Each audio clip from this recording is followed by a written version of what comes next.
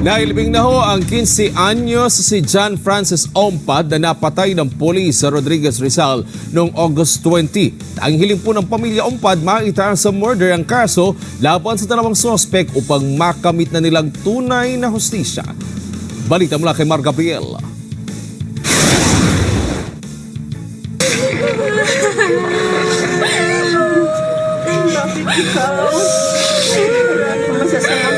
Bumuhos ang emosyon ng pamilya at mga nagmamahal kay John Francis Ompad.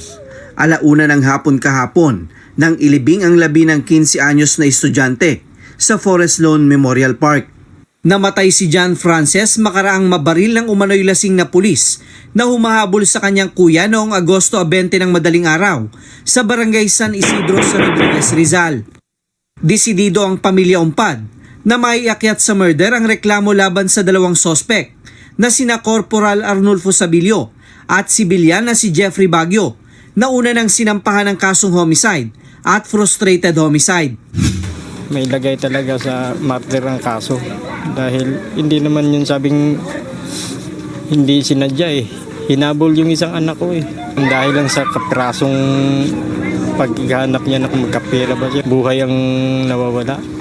Sana mabulok siya sa kulungan para hindi na siya makakadisgrasya ng ibang tao. Hindi na siya tularan ng iba pang mga pulis. Alam ko namang mga pulis na matitino, sana hindi siya tularan. Sana si kulot na ang tumuldok sa maling gawain niya.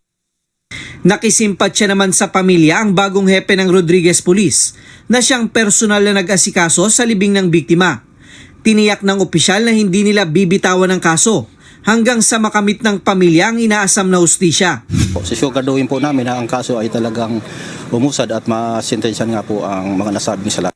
Patuloy rin daw nilang pagkakalooban ng security assistance ang pamilya Ompad upang mapawi ang pangamba sa kanilang kaligtasan. Mar Gabriel, para sa Mata ng Agila. Matatag, matapang, matapat.